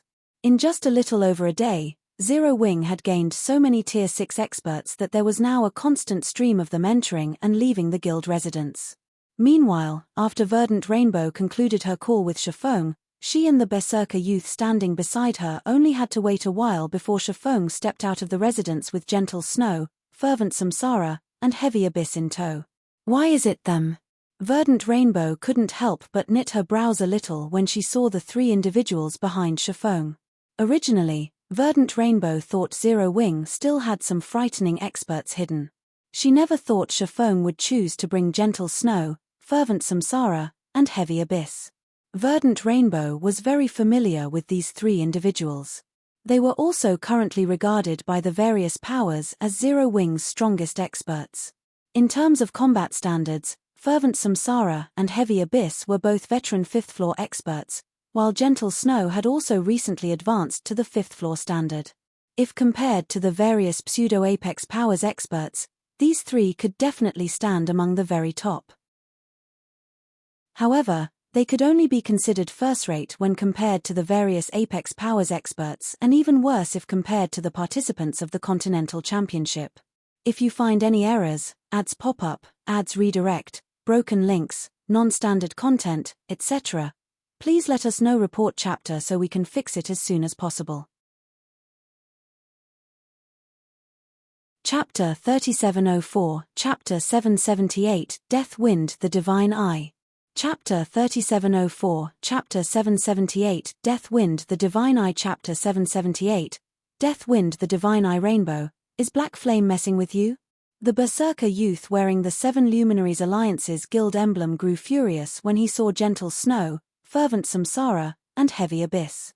Verdant Rainbow had exhausted every avenue available to her to increase her chances of performing well in the upcoming Continental Championship. She had even borrowed a divine artifact from the guild. Likewise, he, a reserve chosen one of the Seven Luminaries Alliance and the owner of the title Demonic Spear, had asked for many favors before he finally managed to borrow a divine spear from the guild. For the sake of securing a good placing in the Continental Championship, the two of them had essentially put everything they had on the line. Yet, Zero Wing had made a complete fool of them by sending out the likes of Gentle Snow, Fervent Samsara, and Heavy Abyss. In fact, aside from combat standards, even the levels of these three individuals were a complete joke. Currently, experts standing at the forefront of the Eternal Realm were already averaging at level 192. Yet, Gentle Snow was only at level 187, while Fervent Samsara and Heavy Abyss were at level 181 and level 182, respectively. Their levels couldn't even be considered third-rate in the current Eternal Realm. Of course, having a low level was still a forgivable sin following the introduction of the Continental Championship's new rule. However, what was unforgivable was that the equipment of these three individuals was radiating the glow effect of fragmented legendary items. A fragmented legendary equipment set might be considered good in the World Arc, but in the Continental Championship, where the chosen ones of the three continents gathered, such equipment was only fit for beggars. Guild leader Black Flame, are you sure you're going to have the three of them participate? Verdant Rainbow asked Shifeng in a questioning and confused tone. Although Shifeng had concealed his weapons and equipment with an advanced black cloak, Gentle Snow and the others did not. So, even a level 0 player could see they were fully equipped with fragmented legendary items. In the Continental Championship, where legendary equipment was considered the bare minimum, Gentle Snow, Fervent Samsara, and Heavy Abyss would be fortunate if they didn't become the butt of everyone's jokes, let alone serve as capable combatants. Yes, they'll be coming with us, Shifeng said, nodding. Then, he turned his gaze to the Berserker youth behind Verdant Rainbow and asked, and this must be Death Wind the Demonic Spear, the Seven Luminaries Alliance's latest reserve chosen one, right? Do you know me? Death Wind looked at Shifeng in surprise. He was currently using a special tool to hide his personal information. Even master-ranked identification skills should not be able to uncover his level, much less his name.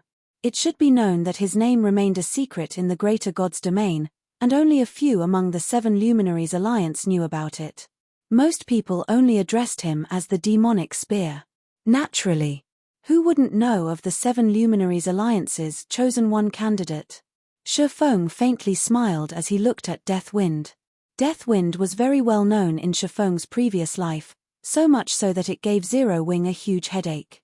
Presently, Death Wind might be known as the Demonic Spear, a title given to him by the Seven Luminaries Alliance, but he went by a different title in Shifeng's previous life. It was also a title known by all in the Greater God's domain. The Divine Eye. One of Demon's Gate's 9 great expert. Although nurtured by the Seven Luminaries Alliance during the early years of his God's Domain career, Deathwind was secretly a spy working for Demon's Gate. When Deathwind ultimately betrayed the Seven Luminaries Alliance, he caused the Alliance to suffer a huge loss. He would then become known as the Divine Eye, an existence feared by all in the greater God's domain. You are very well informed, Guild Leader Black Flame. Deathwind looked at Shifeng cautiously when he heard the other party's words. For some reason, he felt like a ferocious beast was watching him, and the feeling sent chills down his back. My information network can only be considered subpar when compared to yours, Mr. Deathwind. While keeping his gaze on Deathwind, Shifeng deepened his smile and asked, I overheard you saying that I was messing with Miss Rainbow just now. May I know what you mean by that? It's a misunderstanding, Guild Leader Black Flame. When Verdant Rainbow heard Shifeng's question, she knew that Shifeng must have overheard everything Deathwind said just now. It wasn't all that surprising that Shifeng had overheard their conversation, either. When players reach Tier 6, they achieve inhuman levels in all physical aspects. Naturally, this included their hearing capabilities. So long as Tier 6 players were paying attention, they could even hear someone speaking softly from several hundred yards away. In fact, this was common knowledge in the greater God's domain. Hence, although Deathwind had kept his voice down when speaking about Zero Wing, he had actually spoken intending to let Shifeng hear him. However, Deathwind couldn't be faulted for his opinion of Zero Wing. After all, he had gone to great lengths to prepare for the Continental Championship. It was understandable he would be upset to see Zero Wing treat the Continental Championship so lightly. It's not a misunderstanding. Sweeping his gaze across gentle snow, fervent samsara, and heavy abyss, Deathwind bluntly said to Shifeng, the Continental Championship is full of experts. I had to put everything on the line to get into this party. You, Guild Leader Black Flame, on the other hand, are having 3 people equipped with only fragmented legendary equipment participate. If you're not messing with us, what are you doing? I see. In response to Deathwind's unceremonious questioning, Shifeng maintained his smile as he said, in that case, how about we make a bet, Mr. Deathwind? A bet? Looking at Shifeng strangely, Deathwind asked, what are we betting? The Cloud Pisser in your possession, Shifeng said as he glanced at the divine spear on Deathwind's back. If I win, the Cloud Pisser will belong to me. If I lose, I will give you a divine artifact of similar quality as the Cloud Pisser. How about it? The Cloud Pisser was a very well-known divine artifact in Shifeng's previous life, and it was in a completely different league compared to the one currently in Deathwind's possession. Although the current Cloud Pisser was also rated as a divine artifact, it was actually damaged and incomplete. The complete Cloud Pisser, on the other hand, could rank among the greater God's domain's 10 great divine artifacts. Moreover, although the Cloud Pisser was currently regarded to be on loan from the Seven Luminaries Alliance, the truth of the matter was that Demon's Gate had secretly given it to Deathwind to help elevate his status in the Seven Luminaries Alliance. A divine artifact of similar quality? You are aware that my Cloud Pisser is not a run-of-the-mill item, right? Deathwind had his interest piqued. How do you intend to carry out this bet? Simple. Chuckling, Shifeng said, since you deem the 3 of them unqualified, how about we compare your score in the preliminaries with theirs? So, you're saying that so long as my score is better than that of one of the 3 of them, I will win? Is that right? Deathwind asked, seizing the opportunity to insert a condition of his own. Deathwind. Verdant Rainbow glared at Deathwind. She never thought Deathwind would have no intention of easing the relationship between the 2 sides. Ignoring Verdant Rainbow, Deathwind continued, I am only one person, while there are 3 people on your side, Guild Leader Black Flame. You can't possibly expect me to surpass all 3 of their scores, right? Of course not, Shifeng said with a smile. So long as you can match 1/3 of any of their scores in the preliminaries, I will consider it your victory. What do you think? If you find any errors, ads pop up, ads redirect, broken links, non-standard content, etc., please let us know. Report chapter so we can fix it as soon as possible. Chapter 3705, Chapter 779, Crucible. Chapter 3705, Chapter 779, Crucible. Chapter 779, Crucible. Guild Leader Blackflame, have you lost your mind? When Verdant Rainbow heard Shafong taking the initiative to offer such an overwhelmingly favorable condition to Deathwind, she couldn't help but feel that Shafong was being a little too reckless. The Continental Championships preliminaries ranked participating parties based on their accumulated points. Party members would be shuffled into different groups during the preliminaries, and they had to fight all other members of the group in a round-robin manner. Meanwhile, only the top 10 members of each group would receive points. Each group would typically have 21 players. In other words, each player would need to fight in 20 matches during the preliminaries, and they would be ranked based on the number of victories they achieved. The player coming in first place would receive 20 points, second place would receive 10 points, third place would receive 9 points, fourth place would receive 8 points, and so on, ending with 10th place receiving 2 points. Verdant Rainbow understood Deathwind's strength well. Although weaker than her, going by her experience in participating in the Continental Championship, he should have a high chance of securing an 8th place position in the preliminaries. Even if he underperformed, he should come in 10th place at the very least. In other words, if any of Zero Wing's 3 members failed to get into the top 3 of their respective groups, Shafong would lose the bet. Furthermore, should Deathwind rank 5th in his group, even if Zero Wing's 3 members became their respective groups' champions, Shafong would still lose. Don't regret your words, Guild Leader Blackflame. After staring at Shafong in shock, Deathwind revealed a wide grin. Deathwind had never revealed his true strength in the 7 Luminaries Alliance. Moreover, for the sake of achieving good results in the upcoming Continental Championship, he had paid a hefty price to borrow 3 extraordinary secret treasures.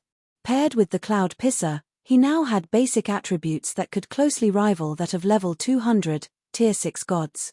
With such basic attributes, he could even try to go for a top 5 placement in the preliminaries, let alone the top 10.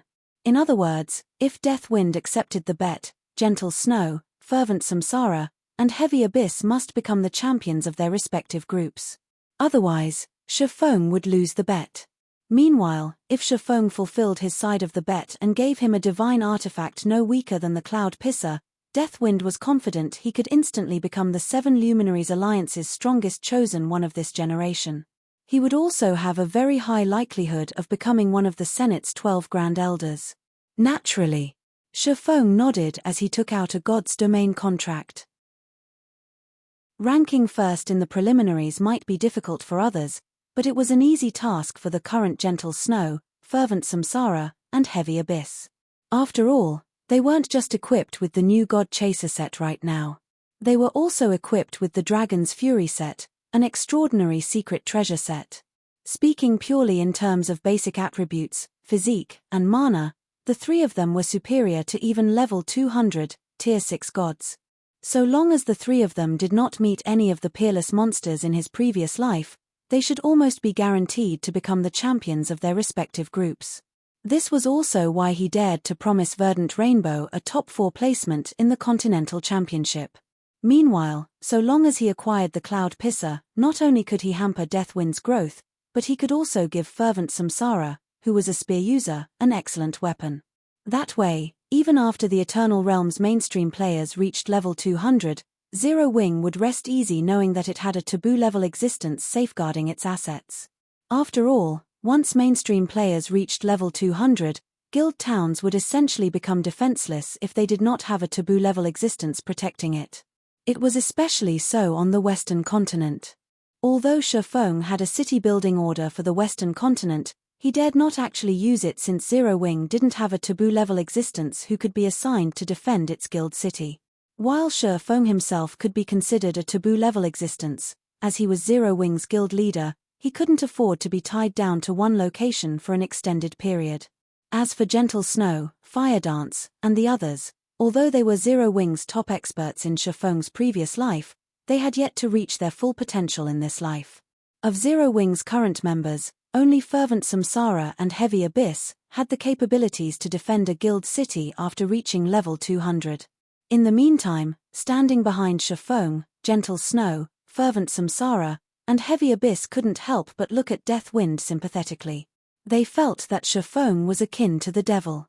Rather than betting with Deathwind, it would be more accurate to say that Shifeng was blatantly robbing Deathwind of a divine artifact.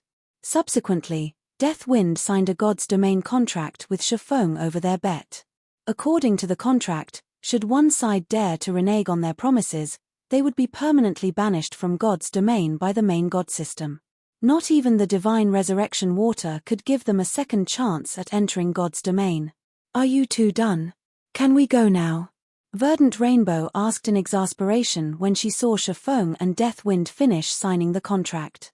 Then, when she received a nod from the two, she retrieved an ancient scroll from her bag and chanted an incantation. A moment later, a spacetime gate over 100 meters tall appeared before the party.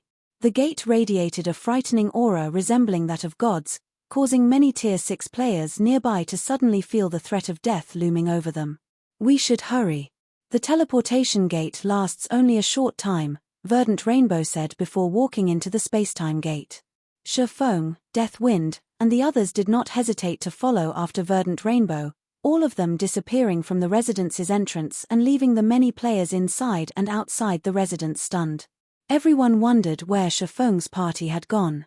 After all, if even the teleportation gate they used was such a frightening object, the place it led to would naturally be even scarier. Eternal Realm, Crucible of the Ancients. As Shifeng and the others stepped through the spacetime gate, they arrived in a grand plaza lined with stone steles and statues. Each stele and statue was upwards of 1,000 meters in height, and they radiated a divine might as strong as that of ancient gods. It was like each stele and statue was a living ancient god, and their presence made the several thousand players in the plaza feel like ants. This is the Crucible of the Ancients. Rumor has it that it once served as a coliseum of life and death for countless ancient beings, and every stele and statue here is a representation of them. Not only do these steles and statues carry great power, but they also hold the legacies of those ancient beings, Verdant Rainbow said. Since this was the first time Deathwind, Shifeng, and the others had come to the Crucible of the Ancients, she decided to offer them an explanation of the surrounding steles and statues. While Shifeng and the others were gazing in awe at the countless steles and statues surrounding them, other human players who were visiting the Crucible for the first time were in a similar situation. A hint of fanaticism even colored their eyes when they saw the tallest steles and statues in the plaza. Incredible! Were those 99 10,000-meter tall steles and statues left behind by primordial god-ranked existences? Yes. But they're not the only primordial god-ranked steles and statues the Crucible has to offer. The ones here can be accessed so long as you pass the preliminaries. If you can get into the championship's top 4, you can head to a deeper area that is said to house steles and statues that are tens of thousands of meters tall. The individuals those steles and statues represent are mighty existences, even among primordial god-ranked existences. Snap out of it. Those steles and statues aren't for us. Ordinary parties like ours have no chance of entering the top 4. Many of the Royal Power's elite parties can't climb beyond the top 32. You've heard of the Holy Race's Daystar, right? Well, she's the leader of the Sun Dynasty's trump card party, but even she only managed to secure a place in the top 8. There is also Demon's Gate's Star Maiden Elise. Even though she's regarded as a nigh-invincible existence among her peers, she barely managed to reach 10th place in the last Continental Championship.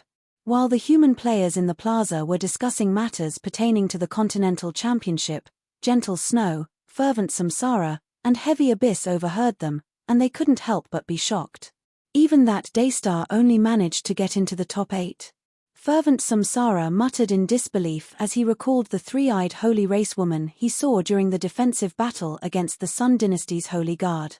Although the three-eyed woman never took any direct action throughout the battle, he could still tell how frightening she was based on her presence. It was evident she was no ordinary fifth-floor expert when it came to combat standards. It was likely she had already reached the unthinking realm, the second stage of the extrasensory realm.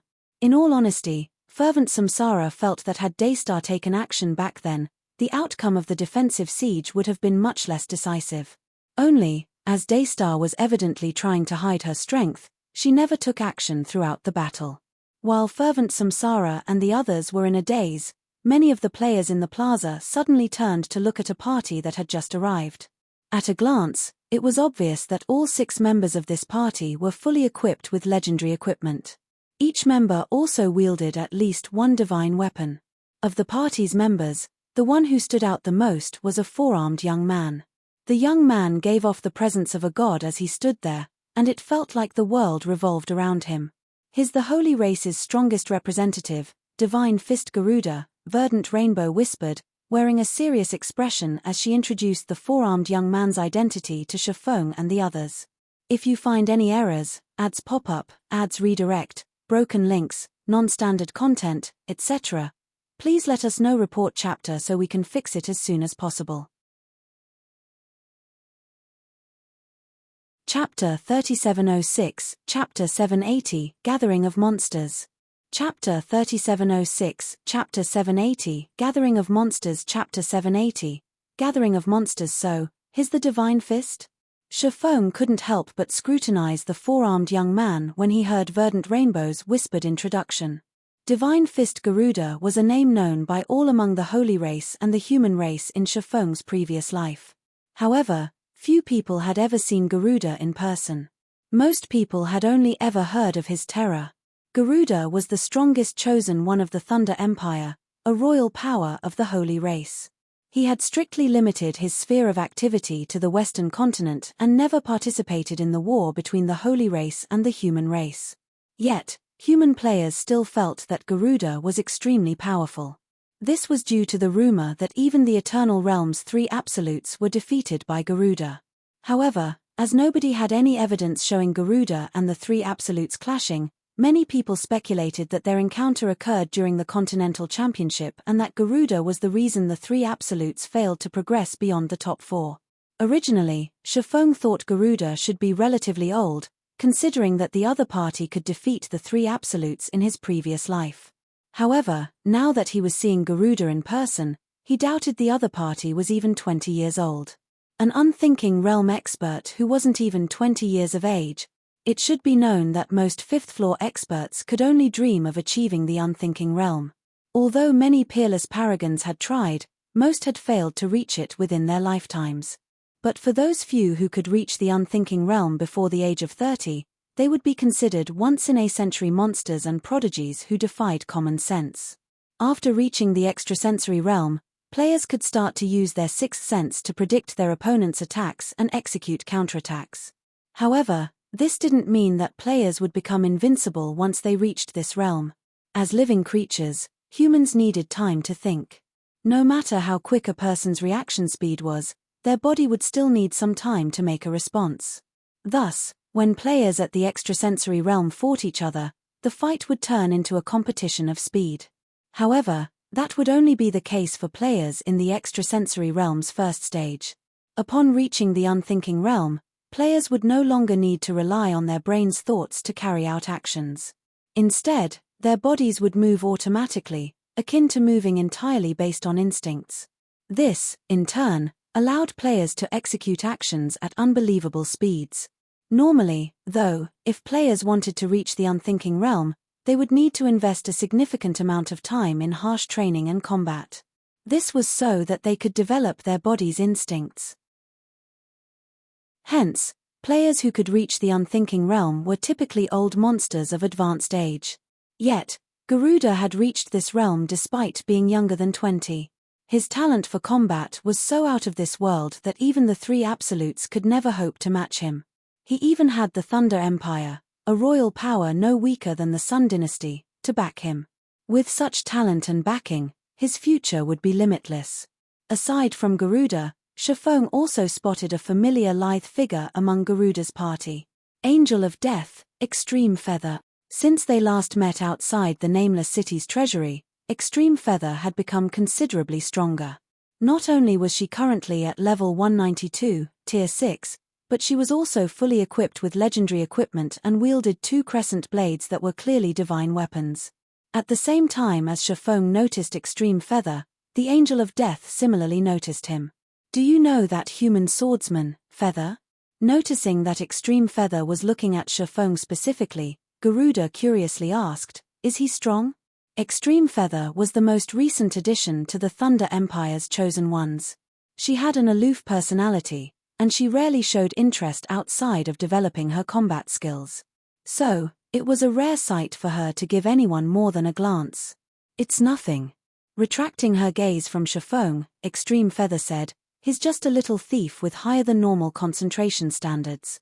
The last time they met, Extreme Feather had watched Chiffon resist a mental attack from a Tier 6 Gorgon Queen, and she had to admit that it was indeed a surprising sight. However, that was the only remarkable trait Chiffon possessed. Nothing else about him stood out. And if concentration was the only thing he had going on for him, he'd remain insignificant in front of true experts.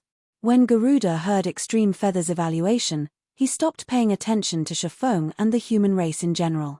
Of the 3 races participating in the Continental Championship, the human race was the weakest. Even their strongest party had failed to enter the top 8 in the last championship, ending with only a 10th place placement. Rather than waste his time on such a harmless opponent, it would be better if he focused on his strongest competition for today. Subsequently, Garuda turned his gaze toward a particular party from the Crystallians standing in the middle of the plaza. The members of this party looked virtually the same as humans. Only, they were 5 to 6 meters tall, and they each had a crystal the size of their eyeballs growing out of their foreheads. They all wore robe-like clothing and carried various staffs on their backs. They neither radiated mana nor holy power. In fact, they did not radiate any sort of energy from their bodies. Yet, whenever they moved, it felt like the space around them was having difficulties supporting their existence. Regarding the Crystallians, many human players all looked toward them with eyes full of curiosity. Unlike the Holy Race, the Crystallians were never seen even once on the Eternal Continent, much less engage the human race in territorial battles like the Holy Race. Most human players operating in the Eternal Realm didn't even know a third race of players existed. However, for human players who had participated in the Continental Championship, they knew that there were indeed 3 races of players in the Eternal Realm. Only, the Crystallians did not operate on the Eternal Continent or the Western Continent. Instead, their operations were limited to a mysterious continent that neither the human race nor the Holy Race had come in touch with thus far. Meanwhile, in terms of overall strength, the Crystallians were slightly weaker than the Holy Race but were still considerably stronger than the human race. As evidence, the Crystallians had 6 royal powers. As for the Crystallian party Garuda was looking at, it was none other than the party that came in 2nd place in the last Continental Championship. The party was led by Earthen Princess Rin, the Crystallians' strongest representative and someone who nearly defeated Garuda in battle in the last championship. While Garuda was looking at Rin, the latter also turned to look at him, their gazes clearly indicating that they regarded each other as their strongest opponent in this championship. No wonder Miss Rainbow thinks it will be a challenge to even get through the preliminaries. When Gentle Snow saw the 3 races of players gathered in the plaza, she couldn't help but grow a little excited. Every player here is at the 5th floor standard and fully equipped with legendary equipment. Even if put in the Sun Dynasty's Holy Guard, they can become vice commanders at the very least. It's not surprising. Only 420 parties can participate in each championship. Even if all 420 slots are filled, that only translates to 2,520 players. That is nothing compared to the player base of the 3 races that number in the quadrillions, Chiffon said as he calmly swept his gaze across the players in the plaza. It should be known that the participants of the current Continental Championship were limited to only the players operating in the Eternal Realm. Once the 3 races located the Eternal Realm's entrance, the intensity of the Continental Championship would skyrocket to unimaginable heights. It would become so intense that even the top 20 experts on the current Divine Glory list might not make it past the preliminaries. This was also why many experts in his previous life sought to participate in the Continental Championship. Simply being able to participate in the championship's preliminaries was a priceless learning opportunity for many players. Not to mention, should one successfully get through the preliminaries, one would get the opportunity to trade blows with the apex existences of the 3 races. Shortly after Chiffon finished speaking, a deafening voice sounded across the plaza. "Congratulations, All ye heavens bless. Welcome to the crucible of the ancients. If you find any errors, ads pop up, ads redirect, broken links, non-standard content, etc., please let us know. Report chapter so we can fix it as soon as possible. You're tuning in to the Celestial War YouTube channel. Don't forget to subscribe and join us on this journey to catch the most captivating stories.